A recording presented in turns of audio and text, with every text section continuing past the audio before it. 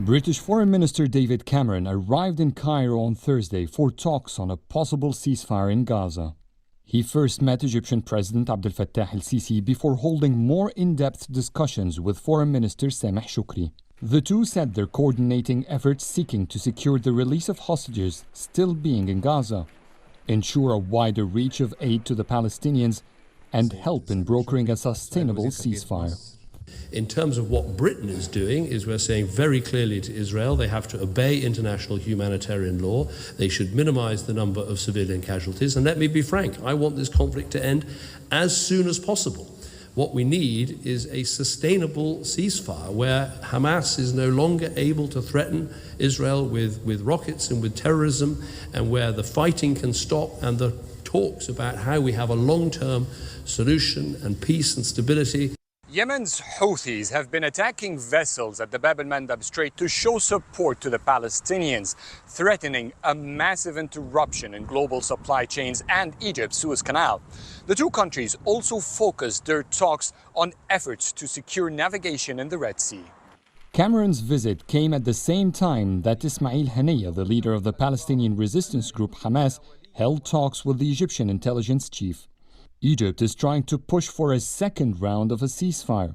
Haniyeh's statements, however, do not indicate that a deal is imminent. He says Israel's talks about a future for Gaza without Hamas are delusional, and that no exchange of hostages will take place without a ceasefire. Obstacles to the talks primarily come from the Israeli side. Israel wants the release of all Hamas hostages, but is offering only a few hours of ceasefire, which means that it aims to continue its bombardment and proceed with an unfortunate plan to forcefully migrate Palestinians in Gaza to Egypt and other countries to terminate the two-state solution and end any hope to resolve the Palestinian crisis. Egypt is working with Arab and Islamic nations on a Security Council resolution that aims to approve a wider flow of aid into Gaza. On Thursday, Shoukry said that more than 70 countries are so far supporting it. We've been working on this resolution for a month now. It is primarily a humanitarian decision. It focuses on managing this conflict and increasing the volume of aid to face the humanitarian catastrophe in the Gaza Strip.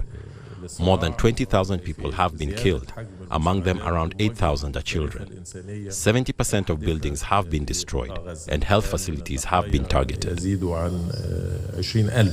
Continuing these efforts, leaders from Palestinian Islamic Jihad are coming to the Egyptian capital next week to secure stronger support for Egypt's mediation efforts. Adel, Mahrouky, CGTN, Cairo.